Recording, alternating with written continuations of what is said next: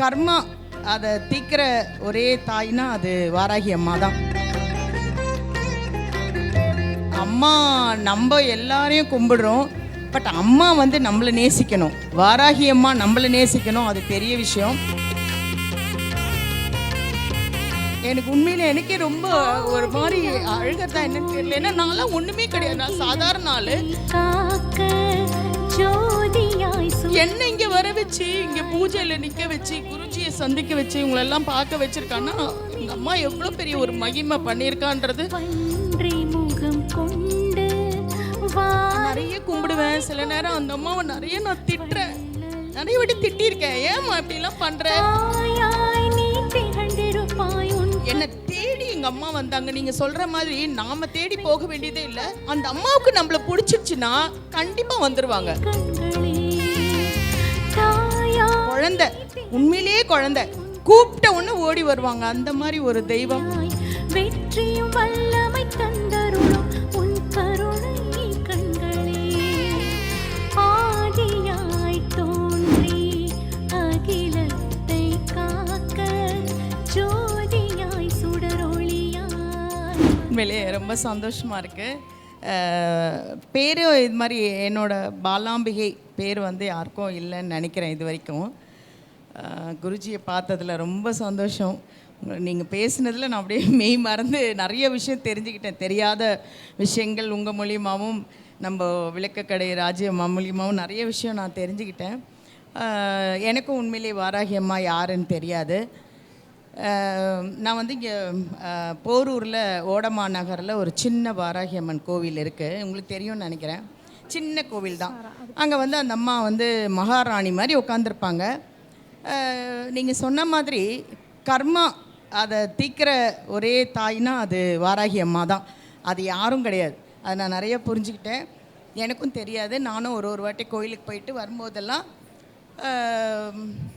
எனக்கு ஒரு ஃப்ரெண்டு கூட்டிகிட்டு போனாங்க அந்த கோயிலுக்கு போரூரில். அப்போ தான் தெரிஞ்சுக்கிட்டேன் வாராகி அம்மா என்னென்னு.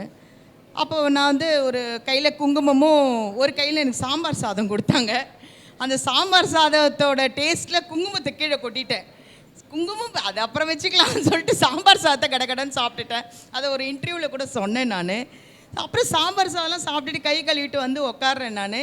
என்னடா இது, ஐயோ குங்குமத்தை கொட்டிட்டோமே அப்படின்னு சொல்லிட்டு ஃபீலிங்கோடு வந்து உட்காடுறேன். ஒரு பொண்ணு வந்தது என் பக்கத்தில், ரொம்ப அழகாக இருந்தது, ஒரு 30 வயசு பொண்ணு. பேக்கு, கட்டை பேக்கு, ஹேண்ட் பேக்கு, என்னென்னமோ நிறைய பேக்கு, கையில் ஒரு கையில் குங்குமமும் ஒரு பேப்பரும் எடுத்துகிட்டு வந்தது. எடுத்துகிட்டு வந்து, இந்தாங்க அக்கா, எனக்கு ப்ளீஸ் இந்த குங்குமத்தை எனக்கு மடித்து கொடுங்களேன் அப்படின்னு சொன்ன உடனே எனக்கு அழுக தாங்கவே முடியல. எனக்கு எவ்வளோ பெரிய தப்பு பண்ணிட்டோம் அப்படின்னு. ஆனால் உண்மையாக சொல்கிறேன், அம்மா நம்ம எல்லாரையும் கும்பிடுறோம், பட் அம்மா வந்து நம்மளை நேசிக்கணும். வாராகி அம்மா நம்மளை நேசிக்கணும், அது பெரிய விஷயம். முதல்ல இப்போ என்ன காலகட்டம்னா, பணம் சம்பாரிச்சிடலாம், வீடு வாங்கிடலாம், கார் வாங்கிடலாம், எல்லாமே பண்ணிடலாம், பட் ஆரோக்கியம் ரொம்ப முக்கியம். நான் ரொம்ப எங்கள் அம்மாட்ட கேட்குறது, எனக்கு முதல்ல ஆரோக்கியமாக வை, என்னை நல்லா நடக்கணும், நான் நல்லா சாப்பிட்ணும், நல்லா. ஏன்னா ஊர்பட்ட வியாதிகள், என்ன வியாதின்னு நமக்கே தெரியறதில்ல. எனக்கு தெரிஞ்சவங்க நிறைய பேர் உடம்பு சரியாமல் இருந்து, எனக்கு கம்மியாக சின்ன வயசு ஆளுங்களாம் நிறைய பேர் இறந்துட்டாங்க. நான் அம்மாட்ட கேட்குறது அதான், ஆரோக்கியமாக என்னையும் குழந்தைங்களையும் எல்லாரையும் ஃபேமிலியோடு ஆரோக்கியமாக வைமா அப்படின்னு சொல்கிறது தான். அதனால் நான் கேட்குறது ஒன்று, எல்லாரும் வந்து பணம் சம்பாரிச்சிடலாம் எப்போ வேணாலும், எல்லாரும் முதல்ல ஆரோக்கியமாக இருங்க. நல்லா நடக்கணும், நல்லா சாப்பிடணும், நல்லா நிம்மதியாக தூங்கணும். நம்ம உழைக்கிறதுக்கு நம்மளுக்கு வாராகி அம்மா முதல்ல தெம்பை கொடுக்கணும், ஆரோக்கியத்தை கொடுக்கணுன்றது தான் நான் வேண்டிப்பேன் எப்போவுமே. ரொம்ப சந்தோஷமாக இருக்குது. ஆனால் நான் வந்து இந்த இடத்துல வர்றதுக்கு உண்மையிலே வந்து எங்கள் அம்மா என்னை வர வச்சாலா என்னன்னு தெரில. எனக்கு உண்மையிலே எனக்கே ரொம்ப ஒரு மாதிரி அழுகிறதா என்னன்னு தெரியல. ஏன்னா நான்லாம் ஒன்றுமே கிடையாது, நான் சாதாரண ஆள். என்ன இங்கே வர வச்சு இங்கே பூஜையில் நிற்க வச்சு குருஜியை சந்திக்க வச்சு இவங்களெல்லாம் பார்க்க வச்சுருக்கான்னா எங்கள் அம்மா எவ்வளோ பெரிய ஒரு மகிமை பண்ணியிருக்கான்றது ரொம்ப சந்தோஷமாக இருக்குது. அவளுக்கு நான் ரொம்ப நன்றி சொல்லணும்.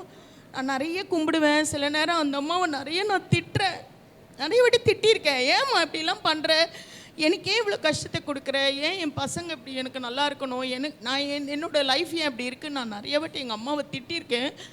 ஆனால் என் தாய் நிறைய வாட்டி எனக்கு ஆறுதல் சொல்கிற மாதிரியும் இருக்கும்.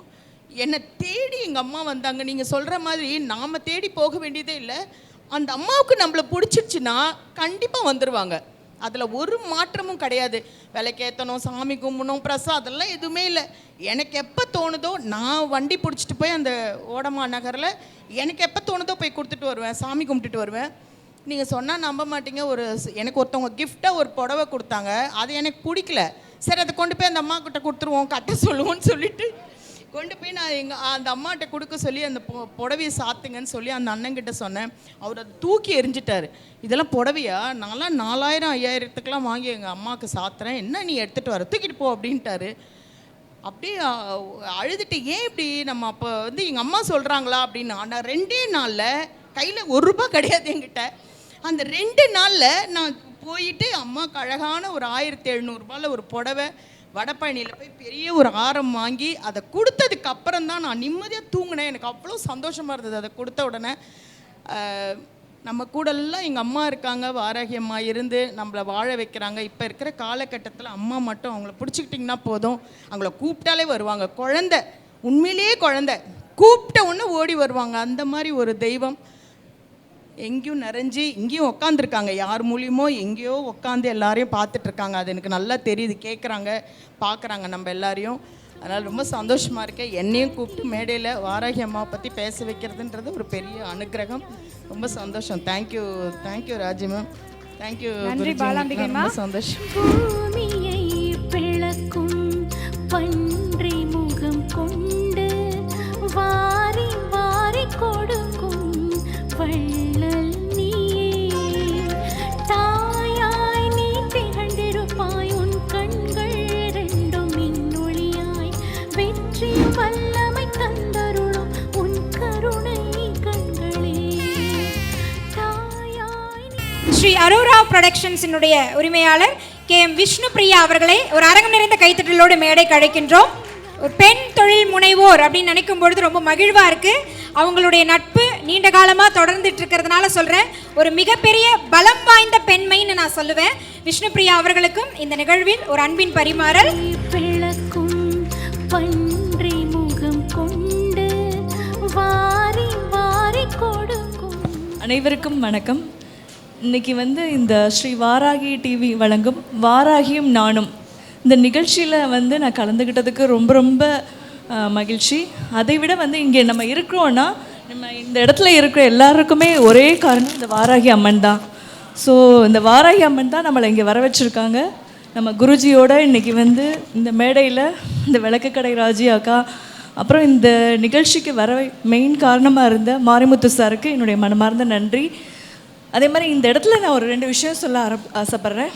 டைம் இல்லைன்றாங்க, இருந்தாலும் 2 விஷயந்தான். ஆக்சுவலி இந்த கலியுகத்தில் நம்ம நம்மளால் முடிஞ்சால் நல்லது செய்யணும், கெட்டது செய்யக்கூடாது. இந்த வாராகி சாமி கும்பிட்றவங்களும் என்னென்னா, நம்ம நல்லதே நினைப்போம், நல்லதே செய்வோம். நம்ம நம்ம நல்லா இருக்கணும், நம்ம சுற்றி இருக்கவங்க நல்லா இருக்கணும்னு நினச்சாலே நம்ம நல்லா இருப்போம். இப்போ கொஞ்ச நேரத்துக்கு முன்னாடி பாரதி கண்ணன் சார் பேசியிருந்தாங்க. அவங்க பேசினப்போ ஒரு விஷயம், இங்கே தான் நான் ஸ்கிரிப்டெல்லாம் ரெடி பண்ணலை, இங்கே தான் எனக்கு தோணின விஷயங்கள். அவர் சொன்னார், ஒரு கொத்தனார் ஒருத்தவங்க ஹெல்ப் பண்ணாங்க அப்படின்னு. ஸோ ஒருத்தவங்களுக்கு ஹெல்ப் பண்ணுறப்போ அவங்களுக்கு எவ்வளோ நன்மைகள் கிடைக்குது. ஸோ நம்மளால் முடிஞ்ச வரைக்கும் நம்ம என்ன செய்ய முடியுமோ நம்மளால் முடிஞ்ச உதவி மற்றவங்களுக்கு செய்யலாம். அதே மாதிரி ஷாஷா என்ன சொன்னாங்க, அவங்க அந்த சாமியை அவங்க கும்பிடுன்னு நினைக்கல, அவங்க கூட அந்த 60-70 வயசு முதியவங்க அந்த சாமியை பார்க்கணுன்னு அவங்க ஹெல்ப் பண்ணாங்க, அவங்களால அந்த தரிசனம் கிடச்சிது. ஸோ இங்கே நம்ம தெரிஞ்சுக்க வேண்டிய ஒரே விஷயம், நல்லதே நினைப்போம், நல்லதே செய்வோம்.